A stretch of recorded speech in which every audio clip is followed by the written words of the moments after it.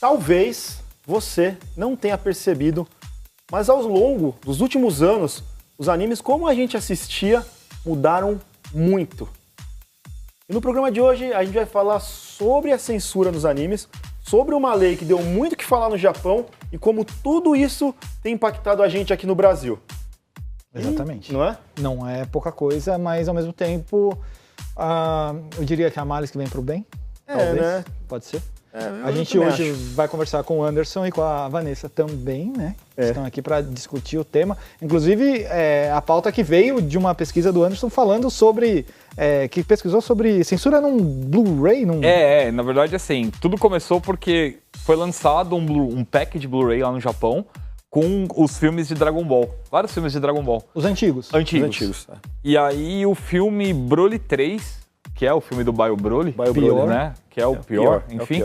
Ele teve uma censura pesada. Eles tiraram tudo que tinha referência às crianças e ao próprio o Gotenks mostrando o dedo do meio. Eles apagaram isso. E aí o que aconteceu? Eles estavam vendendo como o filme, né? O filme completo, sem avisar. Eles fizeram essa edição e aí as pessoas que compraram começaram a pedir o refund, né? Pedir o reembolso, porque não tinha o filme do jeito que era na época, né? E eles não estavam esperando por essa censura. Eles não estavam esperando por essa censura. Mesmo porque estava se tratando de um material antigo que eles imaginavam que ia vir inteiro por se tratar de um Blu-ray, uma compra particular para você assistir em casa. Eu entendo. Eu também, eu pediria. É compreensível. Eu também pediria. Só que aí abriu margem para uma série de conversas que a gente acabou tendo quando a gente estava pensando na pauta. E a gente começou a pesquisar sobre o que estava acontecendo em questão de censura. E aí a gente chegou... A lei não é nova, quer dizer, ela é meio antiga, já tem 8 anos, né? Ela já tem 8 anos, só que, assim, os impactos e assim, essas revisitações para colocar novas coisas nela, na lei 156, né, são constantes. Então, o que é basicamente a lei 156? Chegou um momento que o governo japonês achou que eles tinham que tornar um pouco mais rígido a questão de sexualidade nos animes. Principalmente em volta das crianças. Principalmente entre personagens de 0 a 17 anos. Que o público mercado deles, assim, shonen. É isso mesmo. 90% dos personagens shonen tem entre 14 e 17 anos ali, né? Exatamente. E aí essa representação sexual desses personagens estava sendo questionado, até porque eles estavam entrando em vários outros assuntos, como pornografia infantil e mais uma série de assuntos super delicados que eles precisavam sérios, deixar muito mais rígido a questão do desenvolvimento de mangás e conteúdo relacionado a esse tipo de não vou dizer coisa, mas produto. Mas né? Você vê que quando precisa entrar uma lei para uma coisa que é bom senso, né? Eu acho. Mas a coisa que tá muito sério lá no Japão, Japão, né? No Japão, coisa séria. Já pegou a quantidade de produto, de produção de mangá, no caso, mais mangá do que qualquer outra mídia voltada para uma questão de pedofilia, de menores sendo abusados ou menores aparecendo em cenas que supostamente não eram para ser. Por quê? Porque é arte, é desenho, então não é real, então eles poderiam vender, entre aspas. Tipo, hoje em dia eles estão indo para um lado muito mais global, né?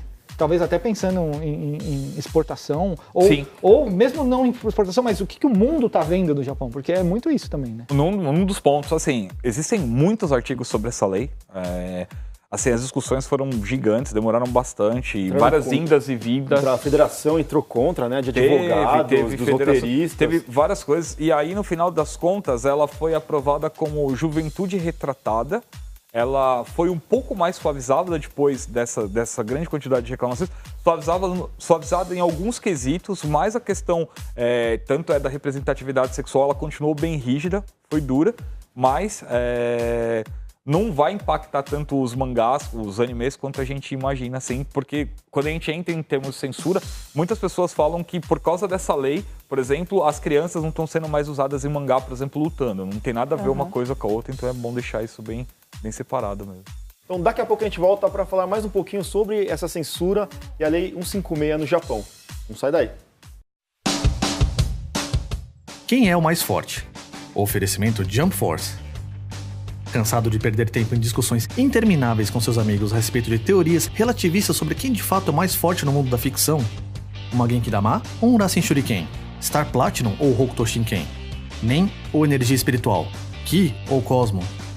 Pois então, agora com Jump Force essa discussão pode ser completamente evitada, ou quase isso. Na hora de colocar na mesa se o Gear Force de Luffy é mais forte que o Super Saiyajin God Super Saiyajin de Goku, ninguém mais precisa discutir. É só escolher o personagem e sair na mão virtualmente em Jump Force.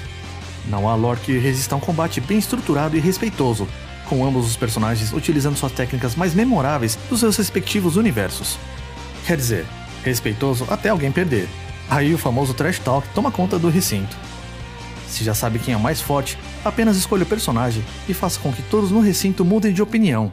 Isso é Jump Force. Já voltamos e eu quero saber de vocês. Já se alistaram na J-Force hoje? Junte-se aos maiores heróis de anime e mangá de todos os tempos para definir o futuro da humanidade e impedir a colisão dos mundos. De quebra, você ainda visita mais 50 anos de Shonen Jump com animes, com Cavaleiro Zodíaco, Naruto, Hokuto no Ken, One Piece, City Hunter. Rurouni Kenshin. Cara, é muita coisa. Vou falar mais até. Dá pra falar muita coisa. Prepare-se para entrar na batalha mais épica de todos os tempos. Eu já entrei, transformei o Luffy em chiclete de borracha do Anderson. Eu vou ser o rei do Jump Force, cara, de tanto que eu tô jogando. Rebentei. O Fly arrebentou o Luffy. Não quer dizer nada. Mastiguei. Tirou o gosto do Luffy. Aí ele Sabe quando você mastiga o chiclete até ficar sem gosto? É isso mesmo. Aí ele acordou. Ele acordou. Aí, ó, tá vendo? Vanessa, você vai jogar com quem no Jump Force? Eu tô montando meu time de mulheres. Aí, ó, representando. Personagens femininos, porque tem muito homem nesse jogo. Não dá pra usar o Sandy contra ela. Nada de Sandy contra você. Olha lá, Jump Force já tá disponível pra PlayStation 4, Xbox One e PC, galera. Vamos jogar. Junte-se a J-Force. Mas vamos voltar. Eu lembro que ano passado a gente teve um caso bem forte de censura também, né? No Gundam Teketsu, no Orphans. Teketsu no Orphans. Teve, porque o Mikazuki, que é o personagem principal, logo no primeiro episódio, mostra ele mais ou menos com uma faixa etária de uns 11 anos, dando vários tiros em alguns adultos num beco. E aí, tipo, as pessoas caídas e sangue. É uma cena bem forte mesmo, né? E teve uma série de reclamações ao BPO. Você pode falar do nome da BPO? Que é uma organização voltada exatamente para cuidar disso daí. Você me colocou eu não sabia o que falar agora. Mas sim, Organização de Ética e Melhorias na Programação de Radiodifusão. É um órgão especialmente criado para cuidar disso, né? A sigla em inglês é BPO. E aí isso depois foi censurado?